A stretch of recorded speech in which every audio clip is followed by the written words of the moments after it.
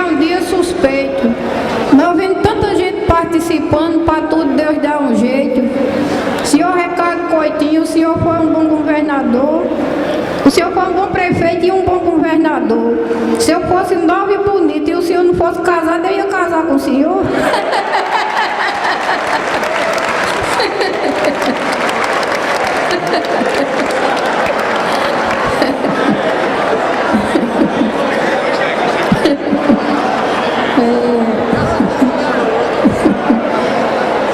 Com tanta gente participando, a gente fica surpresa.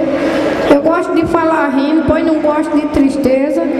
E agradeço a todos vocês em nome de toda a mesa.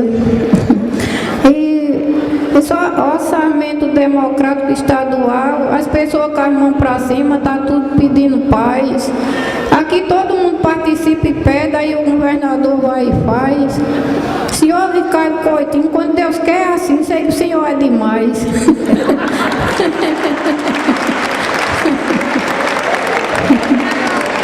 E eu nunca tinha visto isso na vida, eu acho muito legal. Todo mundo participando do orçamento democrático estadual. E eu estou aqui representando as trabalhadoras rurais. E para o pessoal da associação, Sérgio, Luiz, Vando, Marilene, eu vou mandar meu recado. E parabéns de coração, todos vocês foram contemplados.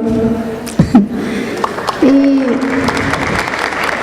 eu sei que tudo é bonito, quando Deus quer assim, com o orçamento na mão. Governador, lhe peço de coração, faça uma casa para mim.